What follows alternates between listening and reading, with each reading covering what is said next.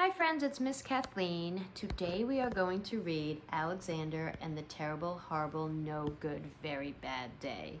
I thought maybe this would be appropriate and some of you might be feeling like you're having some bad days these days.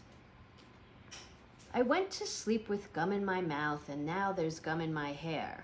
And when I got out of bed this morning, I tripped on the skateboard. And by mistake, I dropped my sweater in the sink while the water was running, and I could tell it was going to be a terrible, horrible, no good, very bad day. At breakfast, Anthony found a Corvette Stingray car kit in his breakfast cereal box, and Nix found a junior undercover agent ring in his breakfast cereal box. But in my breakfast cereal box, all I found was breakfast cereal. I think I'll move to Australia.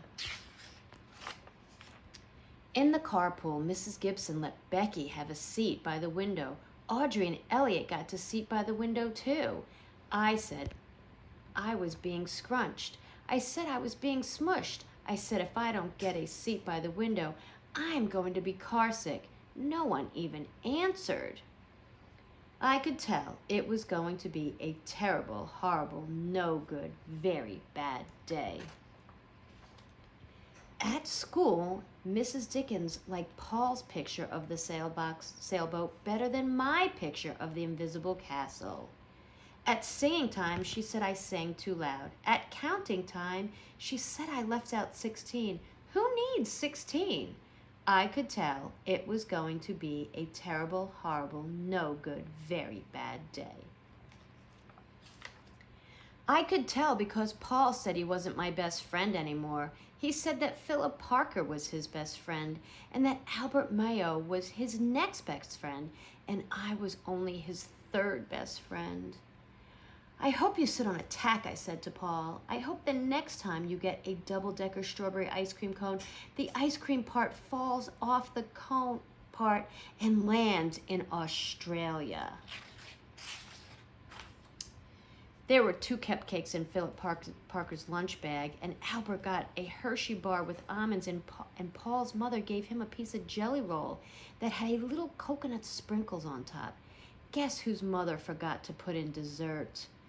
It was a terrible, horrible, no good, very bad day.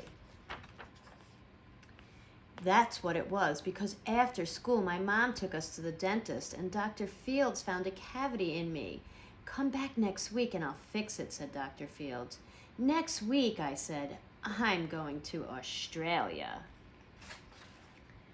On the way downstairs to the elevator door closed on my foot, and while we were waiting for Mom to get the car, Anthony made me fall where it was muddy. And then when I started crying because of the mud, Nick said I was a crybaby. And while I was punching Nick for saying crybaby, my mom came back with the car and scolded me for being muddy and for fighting. I'm having a terrible, horrible, no good, very bad day, I told everybody. No one even answered. So then we went to the shoe store to buy some sneakers. Anthony chose white ones with blue stripes. Nick chose red ones with white stripes. And I chose blue ones with red stripes. But then the shoe man said, we're all sold out. They made me buy plain old white ones, but they can't make me wear them. When we picked up my dad at his office, he said I couldn't play with the copying machine, but I forgot. He also said to watch out for the books on his desk, and I was careful as I could be, except for my elbow. He also said don't fool around with the phone, but I think I called Australia. My dad said, please don't pick him up anymore. It was a terrible, horrible, no good, very bad day. There were lima beans for dinner, and I hate limas. There was kissing on TV, and I hate kissing. My bath was too hot. I got soap in my eyes. My marble went down the drain, and I had to wear my railroad train pajamas. I hate my railroad train pajamas. When I went to bed, Nick took back his pillow he said I could keep, and the Mickey Mouse nightlight burned out, and I bit my tongue. The cat wants to sleep with Anthony, not me. It has been a terrible, horrible, no good, very bad day. My mom says some days are like that, even in Australia. Bye, guys. Miss